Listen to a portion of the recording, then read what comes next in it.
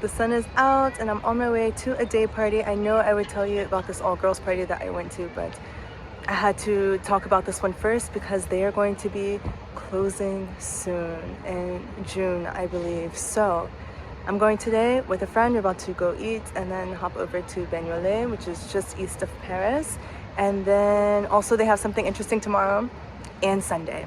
So maybe you'll just find me there all 3 days. I don't know. I haven't decided yet because I'm also going out Saturday night and I'm like, am I capable? Am I capable of 3-day parties with a night party in between? I think I am.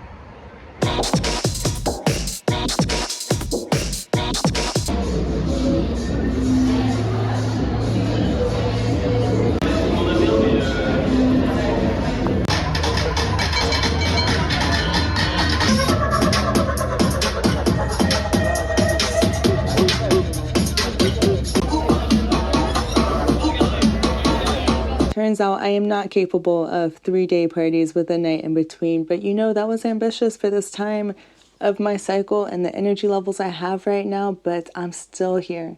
I'm still going out after I film this to go to Phantom. I still have plans to go back to Le Sample tomorrow. We'll see. Just in case I don't make it tomorrow, I'm going to film right now while everything's fresh in my mind from last night because I had such a great time last night. So the venue is called Le Sample, which you're probably like, oh, it looks like Le Sample. It's Le Sample. I've always heard good things about this place. It took me such a while to be able to go here. The only time I ever came before actually was to go to a cabaret. It wasn't for anything music related. But then my husband sent me this reel. Everything about it, I don't know, I was just feeling the vibes because it was from the organizers, because I told you the organizers make such an influence on where you're going to go. I would say that's more of the influence, and then the venue just confirms if I'm going to go or not. So the organizers, they created this reel talking about how Le Sample is going to close in June, which is so sad. So sad. I just like the vibes of the people, but the thing that got me, I wasn't sure about, was the way they described the music. So it said it was going to be ballet, funk, techno, UKG, UK garage, bass music. And I like all of those things individually, but I just couldn't imagine them all at the same time. And I didn't do my normal research of looking into like checking the DJs and all of these things. I was literally just going off pure vibes of the Instagram and the place it was at, and the fact that it was only €6 and it was during the day and there was sunny weather planned. So I was like, worst case scenario, I'll just have a day outside with some music in the background. But it turned out to be such a great party. The venue is very interesting, and they also have an indoor room, but that one was just closed. And it was closed the last time I went for the cabaret as well, so I still have never seen it. I've only been to the outside part for the music, but they have so much seating available. You could definitely just go and chill, chat with your friends. You can go and sit the entire time if you want, if you never want to go to the dance floor, which I don't recommend. But even on the dance floor, they have tables along the walls and this weird water canister thing where you can go and sit. It is so relaxed, so cool. They have ping pong, foosball, spray paint everywhere. Like, if you walk in with your paint, there's no problem. Like, they are so relaxed. There is no security check. I didn't see any security at all, honestly, until we were leaving around 11. They were just standing outside the door, but I never saw security the entire time I was there. The only thing that happened when we walked in was someone scanned our tickets, and they were just, some friends at a table scanning tickets. We all relaxed. And I've never seen this at a club space before,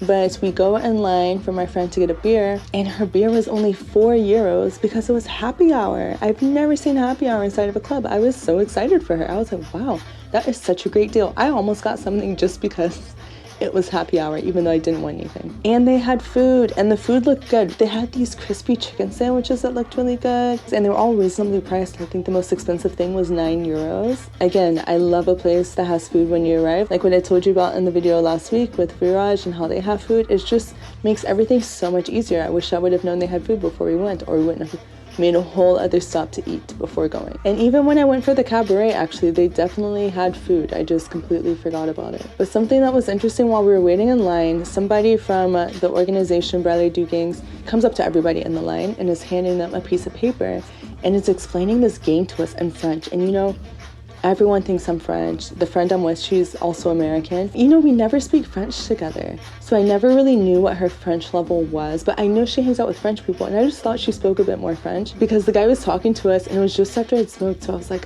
you know, I wasn't catching everything. I was catching words, but I was not catching the instructions for this game. And then after he does all this, but I'm nodding at the right time, we're doing all of this, you know. He leaves, goes to the next person to explain the rules to them, and then I'm like, did you get that? And she's like, no. And I'm like, fuck me either.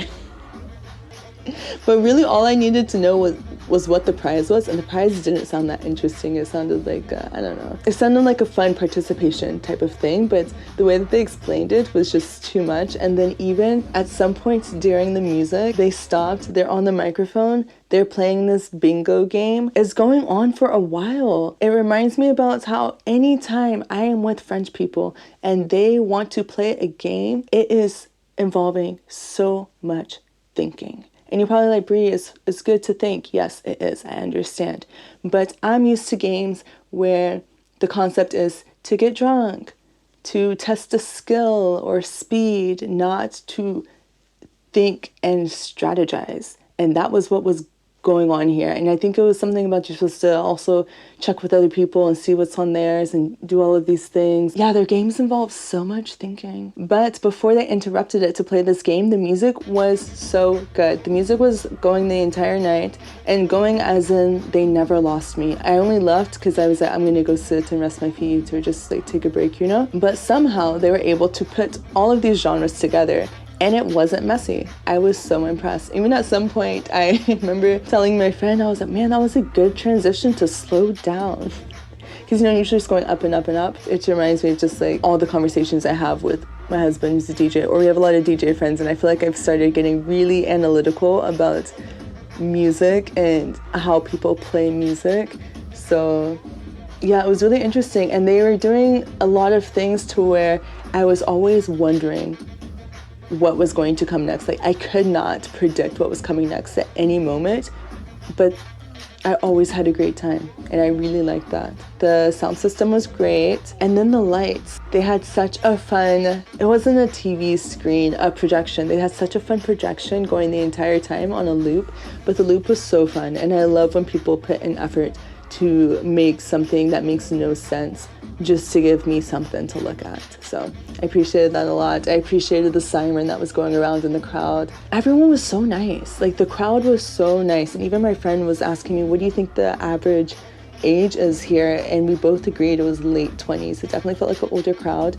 And at some point there were definitely kids running around, but they were chill children, you know, like it was like, oh, that's nice. I'm glad the parents can come out and also bring like a kid. It wasn't a lot. It was like maybe one or two, but I don't know. It was cool. It was chill. But you know, I always tell you that the further you go from Central Paris, the better the party is going to be, the more relaxed people are going to be, unless you're like physically underground, right?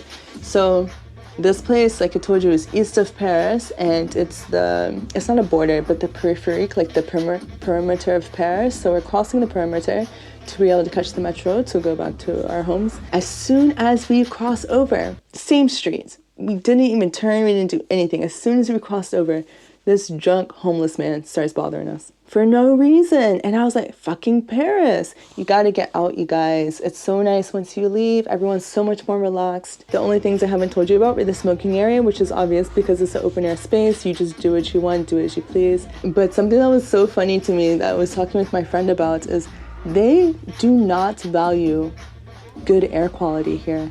And I don't want to generalize people because I don't think it's fair, but I think this is an accurate thing to say because there is so much dust in Paris. Even today I went for a walk by the quai and there is just dust. People are running. There's dust in the air. You go to a park, the winters, there's little torpedo things of dust. It is everywhere. The cigarettes.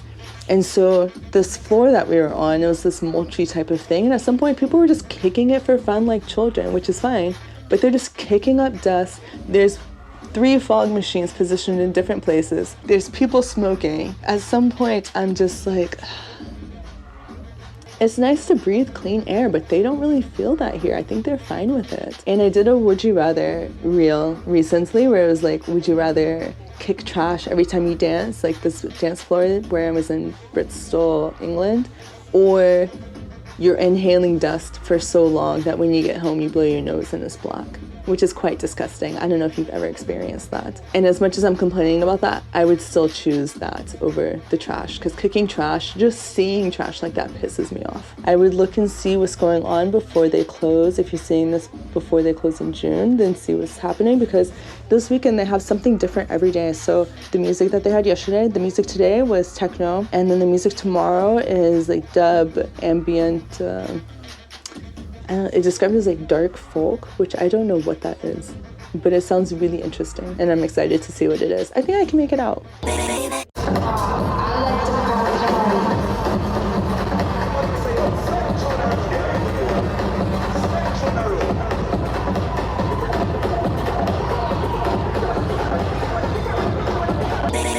We made it out.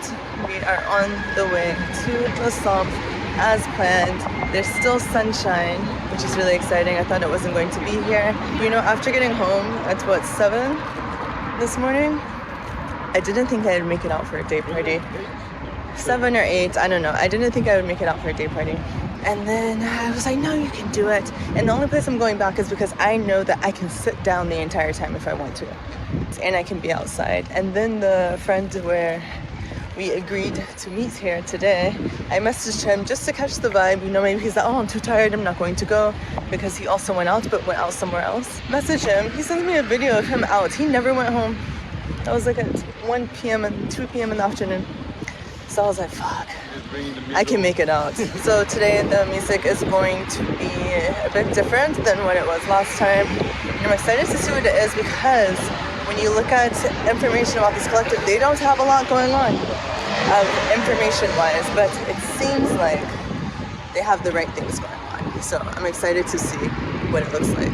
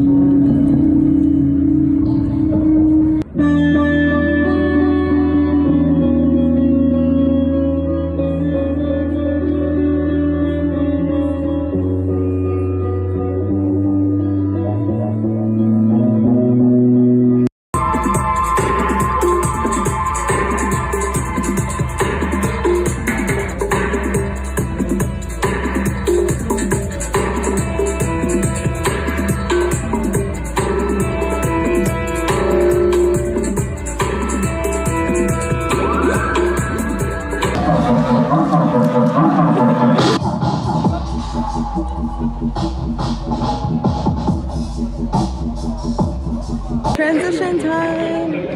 We're going inside.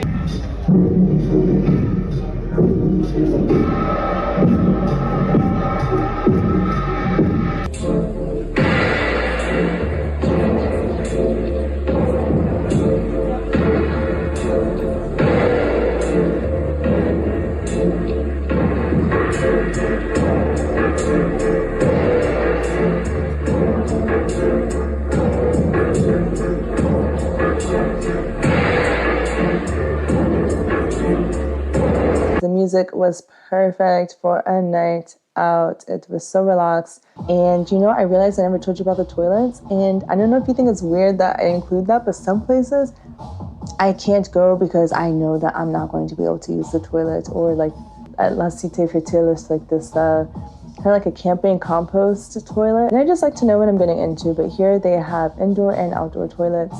And they're both flushing toilets, which is really nice. And you know, you can tell a lot about the place by the kind of stickers they have in the toilets. So when I saw these anti-fascism, anti-Nazi stickers, it just confirmed everything I already felt about this place. Even the sign about microdosing if you don't know what you have, which is such a good tactic, responsible choice, method of taking anything at all times, because you could just never know what you have. And all of their signs honestly made it seem like they really cared about people, because you know, you'll see signs like no means no and all of these things. But here the signs were more of, we believe you, you are not alone. Know your limits when drinking, things like this. So I just really like that. I also love that they had water available without having to interact with anyone to get it, because as much as I'm always out and about and socializing, sometimes I just don't want to deal with talking with someone when I need water and when I'm on something. So yeah, this is great. So we got to play ping pong, relax a bit. There were dogs, there was food again. This time they had banh mi's.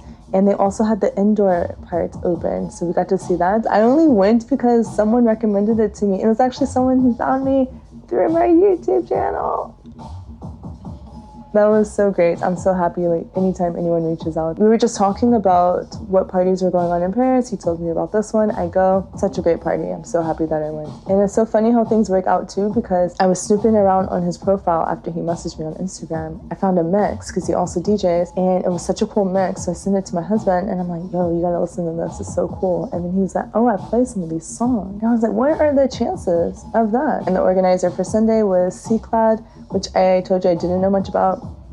Great. Everything about it was great. If I would have gotten there earlier, I would have loved them even more. And then it was also with Taba's sound system. And whenever I see that they include a sound system, then I'm like, okay, they care about the quality of the sound. And I love when people are just standing in front of this bass just blasting in their face. That's not me. It's too intense for me. But I love the people that are like that. My husband's like that. It was even like that in Phantom the night before, where I showed you, and he was just chilling in front of the bass, and I love that for people. So if you've liked any of the music in this video, then be sure to follow qu'il and Barley Dukings to know when their next events are.